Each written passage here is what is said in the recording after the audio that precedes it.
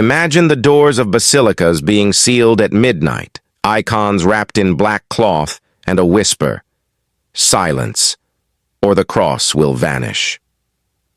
Constantinople fell, but the faith did not. Amid decrees, tributes, and secret alliances, a forbidden story was born. Christians living under the gaze of the crescent, bargaining for survival with saints, sultans, and blood.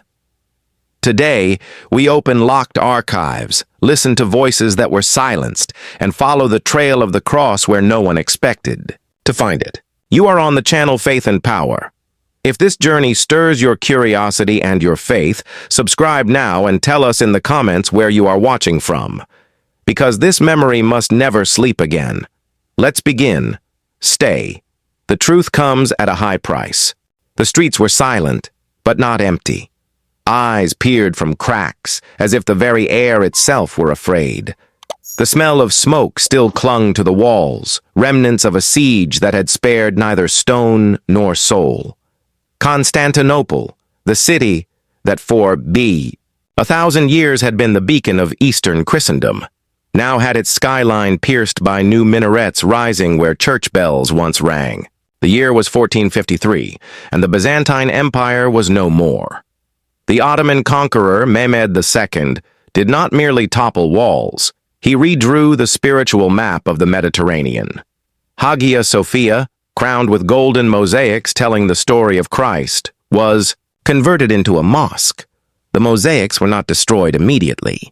They remained hidden beneath layers of whitewash, as if bound by a silent pact with the future. The cross was not burned, it was covered, and that spoke volumes about the game of power at play. Christian presence did not vanish on the night of the fall. On the contrary, Mehmed II saw a use for the Patriarch of Constantinople, appointing Gennadius Scalarius as leader of the Orthodox millet.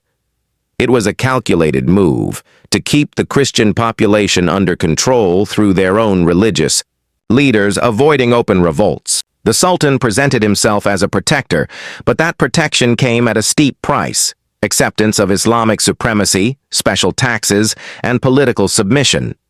In the alleys of Galata and the markets of Bursa, Christians traded, worked, and prayed. Yet every prayer carried the weight of a tacit pact. Living under Islamic law meant accepting restrictions. No new churches could be built. Only old ones could be maintained.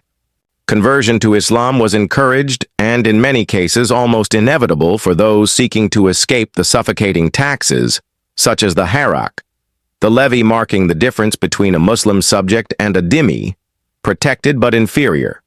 And yet submission was not total resignation. In the suburbs, priests and monks kept clandestine schools, teaching the Greek language, preserving hymns, copying manuscripts that told of the triumph of faith over past empires.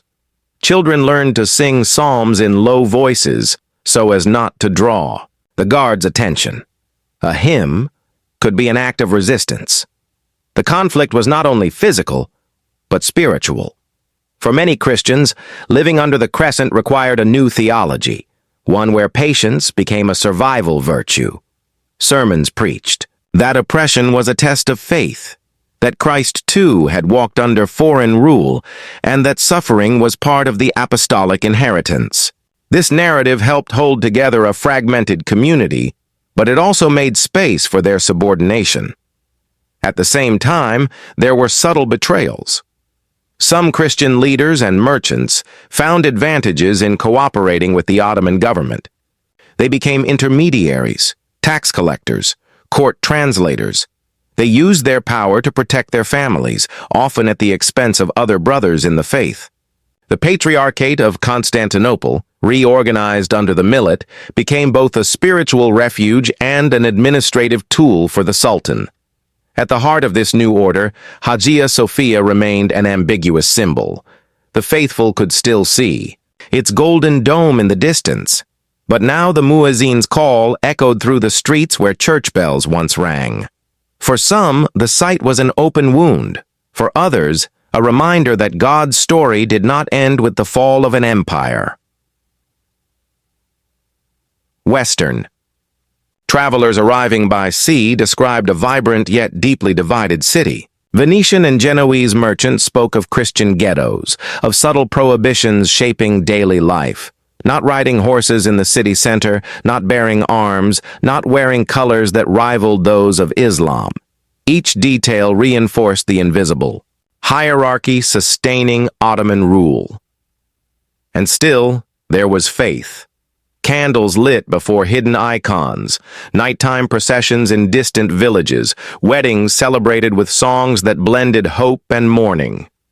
Christianity, though surrounded, breathed. And perhaps that was the most dangerous lesson for the Sultan. Faith needed no walls to exist. By the end of that first winter under Ottoman rule, many believed the cross was doomed to extinction. But in the dark chambers of monasteries and in hearts still beating to the rhythm of the Psalms, something was growing, a silent resistance, made not of swords, but of memory. The Ottoman millet system seemed at first glance like an act of tolerance. Each religious community had the right to maintain its own laws, courts, and leaders. To the Western observer, it looked as if the empire allowed a mosaic of cultures to live side by side. But beneath that surface lay a mechanism of control so refined that it turned freedom into an invisible shackle. The Sultan granted Orthodox Christians, Armenians, and later Catholics and Protestants the right to organize under their own leaders. But those leaders were appointed only with the throne's approval. The Patriarch of Constantinople, for example, held authority over millions of Christians, yet owed direct loyalty to Islamic power. Every signature he placed carried the weight of maintaining peace and avoiding friction, even if that meant sacrificing the prophetic voice that would denounce injustice. Internal decisions were made within community courts, but no millet law could contradict Sharia. The result was a fragile balance. There was autonomy for matters of marriage, divorce, inheritance, and worship, but the boundaries were set by the sovereign's faith. It was like living in a house that could be locked from the outside at any moment. In daily life, the system fed internal divisions. Religious leaders also became tax collectors for the government. They were the ones who collected the harak, passing a portion to the state and often keeping a share to sustain their own administration. This mix of spiritual and fiscal functions eroded trust. The faithful saw their bishops not only as shepherds, but also as officers of the Sultan. In the villages, the feeling was that Christian identity was preserved, but under watch. Religious festivals were allowed, but any celebration that seemed defiant could be banned. During times of political tension, restrictions grew tighter. Ringing church bells too loudly could be seen as an affront. Pilgrimages required permission. Even the number of repairs made to a church could be limited to prevent it from looking too new and attracting converts. The system also reinforced rivalries between communities. Armenians, Greeks, Syrians, and Maronites competed for the government's favor. A millet that appeared more loyal could receive economic concessions or privileges. This created a divide-and-rule policy that the empire used masterfully. While the communities vied among themselves, the center of power remained unshaken. There was also the issue of conversions. Islamic law forbade Muslims from becoming Christians, but allowed Christians to become Muslims, and the millet system made such indirect pressure easier. A young man seeking social advancement knew that leaving his millet and adopting the dominant faith was a shortcut. For many, the decision was driven not by belief, but by survival. Even so, the millet was a bulwark of identity. Language, liturgy, and customs were preserved, passed down from generation to generation. A child raised within their millet learned its stories, its saints, its sacred calendar. It was a parallel world, protected, yet imprisoned. In the palace, the system served as a guarantee of order.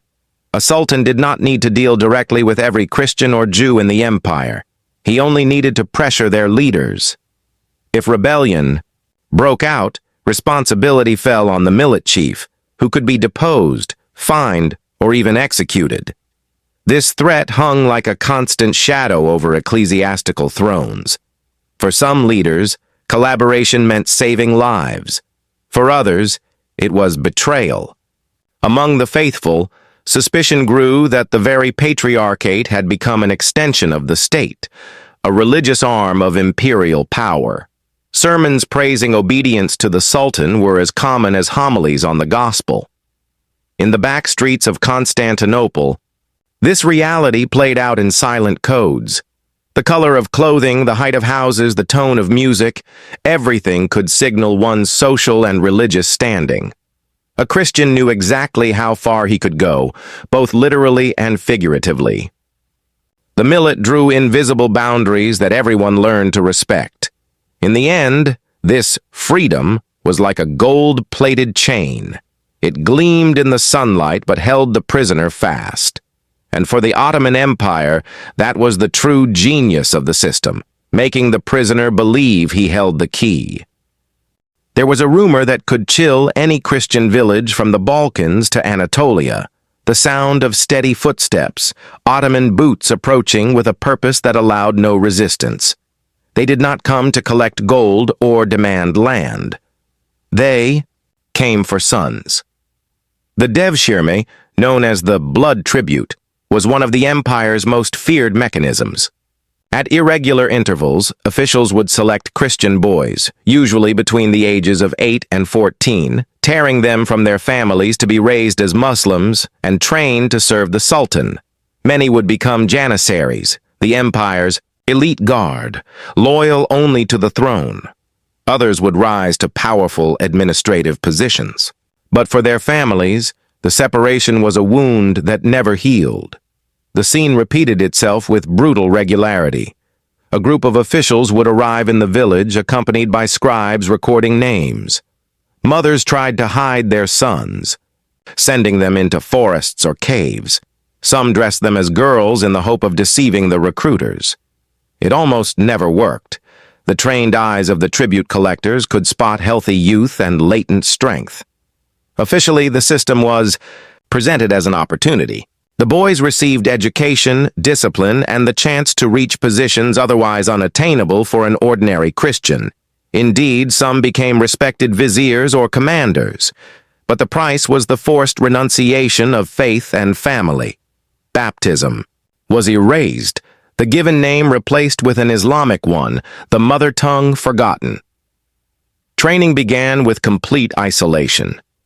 The youths were taken to Muslim villages to assimilate the dominant religion and culture. Any attempt to maintain ties with the past was punished. They learned Arabic, Turkish, and Persian, studied Islamic law, and trained exhaustively in the use of weapons. The goal was not just to produce soldiers, but to reshape identities. Paradoxically, many of these recruits became the empire's fiercest defenders, leading campaigns against the very regions from which they had been taken. This created a bitter dilemma. Christian villages could be destroyed by soldiers who, decades earlier, had played in their streets. Absolute loyalty to the Sultan was the result of a calculated process, uprooting to plant a new tree. For the empire, the devshirme was a goldmine of talent. By selecting promising youths and training them from childhood, the Ottomans created an efficient elite, theoretically incorruptible by family loyalty. For the church, it was a strategic wound. Every child taken was not just a loss of faith, but a seed of power planted in enemy soil. Yet there were stories of quiet resistance. Some young men, even after years of service, kept secret memories of prayers or hymns. In rare cases, they tried to escape and return to their homeland, though capture meant certain death. Others, once powerful within the system, used their position to secretly aid Christian communities, diverting taxes, shielding villages from raids, or ensuring the safety of church leaders. The moral dilemma was profound. A family that lost a son to the devshirme lived between two narratives, that of the victim and that of pride. If the boy rose to high office, his village might gain privileges, but the spiritual wound remained open. With every promotion, the distance between the son and his origins grew wider. The system began to decline in the 17th and 18th centuries, when the practice came to include the sons of Muslims and ceased to be exclusively a tribute from Christian communities. Even so, the memory of the devshirme continued to haunt the cultures of the peoples who had lived under it. Songs and legends told of mothers weeping at the roadside, fathers following caravans from a distance, brothers vowing revenge. For many historians, the devshirme was one of the most ingenious and cruel assimilation policies ever devised. It was not merely a matter of military strength, but of social engineering, turning the enemy into the guardian of the throne. For Christian communities, it was proof that survival under the empire required more than paying taxes or following rules. It meant resisting the kidnapping of one's very heritage. The silence left after each collection was almost physical. A place at the table remained empty, a child's bed untouched, and the entire village learned that in the empire, not even blood belonged to the family. After the fall, the Patriarchate of Constantinople was not merely a spiritual center. It became a chessboard of intrigue, where every move could save or condemn thousands of the faithful. The Golden Dome no longer shone freely. Behind it, the Patriarch was both shepherd and servant of the Sultan. His staff bore both the cross and the chain. Patriarchs appointed with imperial approval lived under constant threat of deposition. A misinterpreted gesture, a suspicious letter, or even a rumor of disloyalty could lead to summary execution. Between 1595 and 1695, the patriarchal throne changed hands more than 60 times. This dizzying pace turned the office into an unstable post shaped as much by political favors as by spiritual virtues. In this climate, the Phanariotes emerged, Greek elites residing in the Fener district of Constantinople. Merchants, diplomats, and intellectuals, they were Orthodox Christians deeply embedded in the Ottoman world. With refined education and fluency in multiple languages, they became indispensable to the empire as interpreters and administrators. They served as a bridge between the palace and the Patriarchate, but also as guardians of their own interests. The Phanariotes' power was ambiguous. On one hand, they shielded the Orthodox Church from harsher interference, negotiating taxes, and averting massacres during tense periods. On the other, many saw them as excessive collaborators, willing to trade away privileges for status. To the common people, the Phanariotes symbolized both the cunning required to survive and the corruption that eroded the purity of the faith. Within the Patriarchate itself, alliances and betrayals multiplied.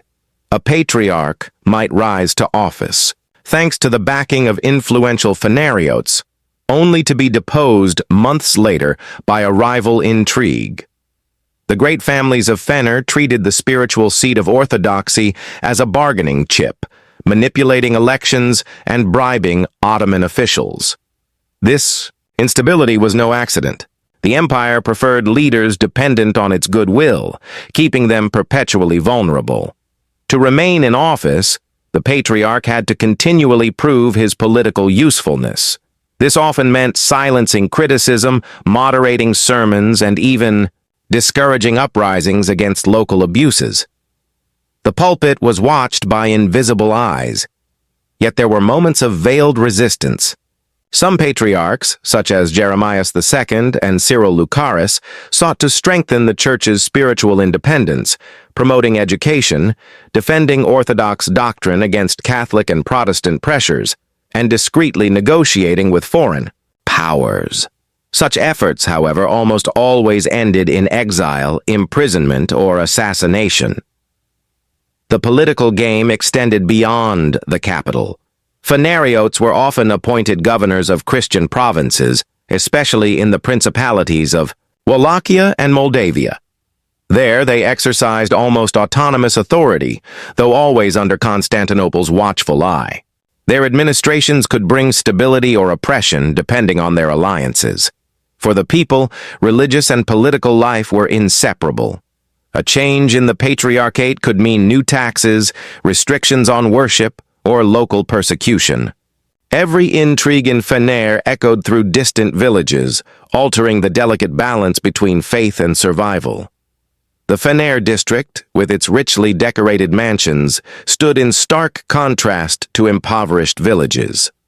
In candlelit salons, treaties were discussed, trade strategies devised, and ecclesiastical appointments negotiated, while peasants in far-off lands struggled to pay the harak and keep their churches standing. This disparity bred deep resentment. Even so, many viewed the Phanariotes as a necessary evil. Their influence with the Sultan could avert disaster. A well-placed word in the palace could save an entire diocese from ruin. But the cost of such protection was steep, unwavering loyalty to the system that kept Christians as second-class subjects. They, Patriarchate, caught between the crown and the cross, continued to fulfill its role. Marriages, baptisms, and funerals were celebrated. Liturgical feasts kept the flame of Orthodox identity alive. Yet every act of faith took place under the shadow of politics. It was a priesthood bound by invisible chains, where a single misstep could be fatal. In the patriarchal throne room, gold and incense masked the weight of constant surveillance. And in Phanar, between toasts and secret deals, the game went on. A game where the survival of the faith depended as much on diplomacy as on devotion. On the eastern frontiers of the empire, the Christian faith lived under a double fire. On one side, the constant pressure from Constantinople. On the other, the political and military storms sweeping across Armenian and Syrian lands. Every new war, every change of governor, could turn entire villages into fields of ruins. The Armenians, with their apostolic church, preserved millennia-old traditions, their own language, and a distinct liturgy. This uniqueness was both their fortress and their vulnerability. To the sultans, Armenians were valuable as artisans, merchants, and intermediaries with neighboring powers.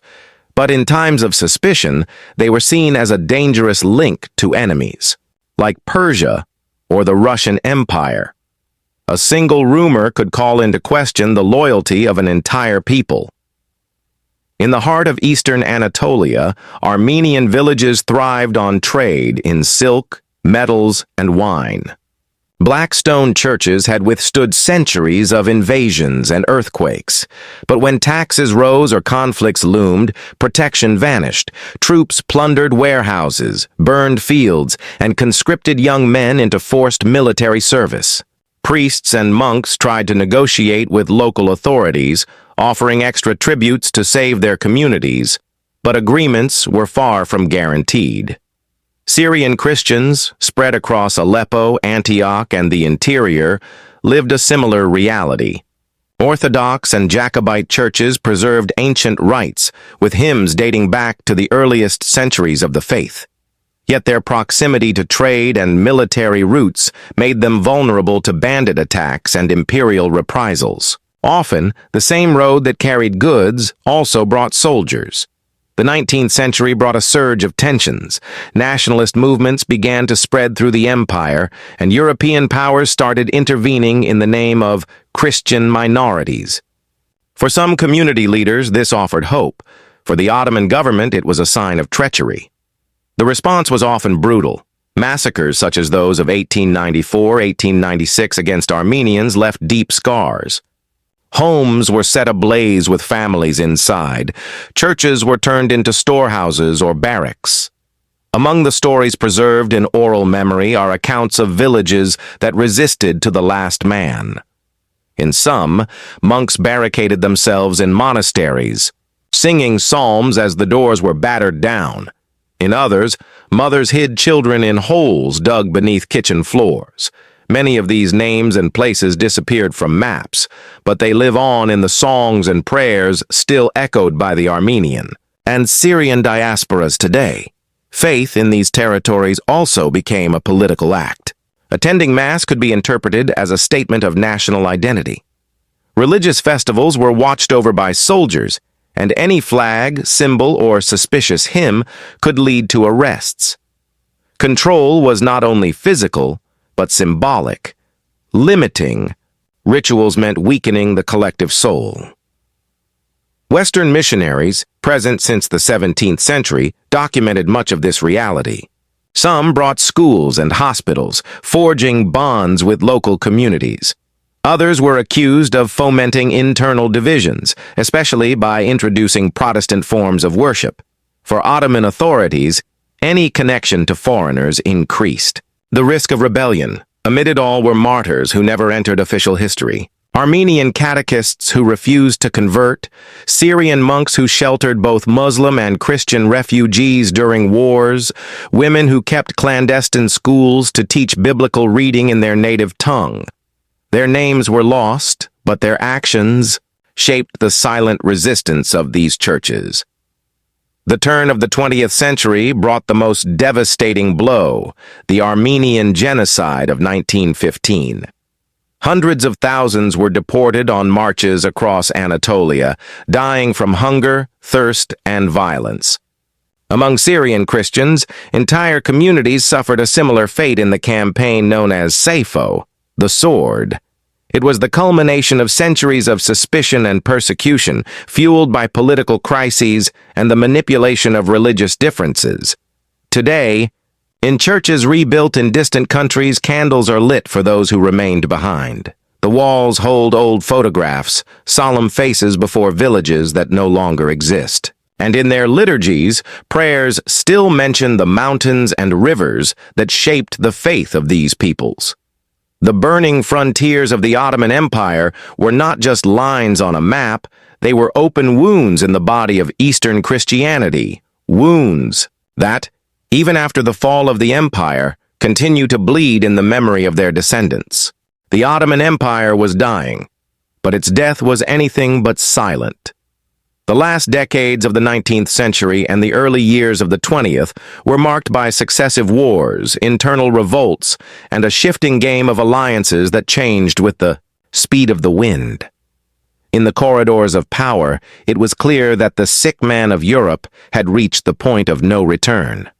But for the Christians under its rule, the empire's agony did not mean immediate freedom. It meant greater instability, more fear, and, for many, expulsion. The First World War was the final blow. The Ottoman defeat brought foreign occupations, imposed treaties, and a vacuum of power. In the chaos, religious minorities became easy targets.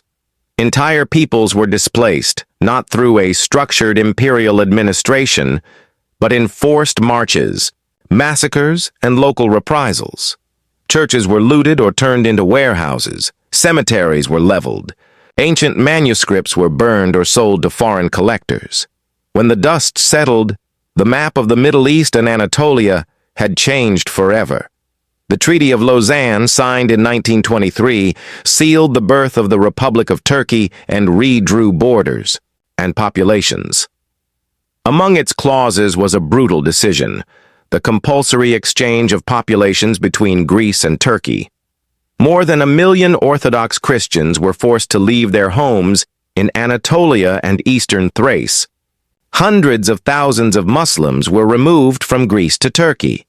Centuries of roots did not matter, nor the fact that many of these families had never crossed a border in their lives. Religious identity dictated fate. Greek Christians were placed on ships bound for ports they had never seen.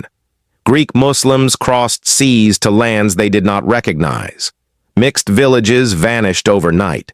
The accounts of those who left are marked by a mixture of grief and estrangement. Icons and sacred objects were hidden beneath clothing in the hope of preserving at least a fragment of memory. Many could carry nothing but the keys to homes they would never open again. For those arriving in new lands, the welcome was not always warm. They were strangers among their own, carrying dialects, customs, and wounds that set them apart. Christianity, which had survived for centuries under Ottoman rule, now had to reinvent itself in exile. Patriarchates and dioceses were reorganized. Entire communities merged into new neighborhoods and cities. In Athens, Thessaloniki, and other Greek cities, entire districts of refugees emerged, full of memories of Anatolia. In Syria and Lebanon, Armenians and Syrians who had escaped genocide and war rebuilt churches and schools, striving to keep their inherited faith alive. Within the new Republic of Turkey, Christianity shrank drastically. Communities that had once been vibrant became tiny minorities, isolated in historic districts of Istanbul or in remote villages. Hagia Sophia, already a mosque and later a museum, became a symbol of a past the new state preferred to control, rather than erase entirely. Yet the echoes of the Ottoman era continued to resonate. The millet system had left deep marks, the memory of living under watch, of negotiating every act of faith, of keeping traditions in the underground chambers of history. For many Christians who left, it felt as though they had carried with them not only relics and memories, but also invisible scars. The treaties and population exchanges were presented as solutions to conflict, but in practice they created new diasporas and perpetuated resentments. In the imagination of descendants, lost villages became almost mythological. Stories passed down from generation to generation speak of olive groves, clear water springs, and golden domes, images of a home that exists only in memory. Today, walking through the streets of the empire's former capitals, one still finds traces of that twilight. Wooden doors carved with worn crosses, Greek inscriptions almost erased, bell towers turned into watchtowers. They are ghosts of a world that survives, only in the details. The end of the Ottoman Empire did not close the forbidden history of Christianity under its rule. It merely scattered it across new geographies. Each exile carried a chapter, and together they formed a narrative of loss, resistance, and reinvention, a story too vast for treaties, yet still alive in every lit candle, in every preserved icon, in every name whispered in languages the empire once tried to silence.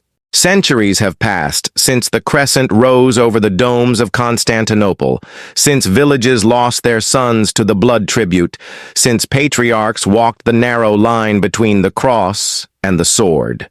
The Ottoman Empire fell, but the history lived under it did not dissolve. It merely changed its address. Today it lives in dusty archives, in hymns sung in almost forgotten languages, in eyes that light up when someone speaks the name of a village erased from the map. This story is not only about the past, it is about how faith survives when the sword surrounds it, how memory crosses oceans, how the scars of an empire continue to shape entire nations. It is about the choice between yielding or resisting, between fading away or lighting the flame in the dark. And perhaps the most unsettling question is not what happened, but what we would do if history repeated itself. How many concessions would we accept? How many pacts would we sign to keep faith breathing? If you've come this far, it's because you know this memory matters. So subscribe to Faith and Power, share this video, and tell us in the comments where you're watching from. Because stories like this should not sleep in books. They should echo in the squares, in the churches, in the homes. The truth comes at a high price, and only those who refuse to forget it are willing to pay.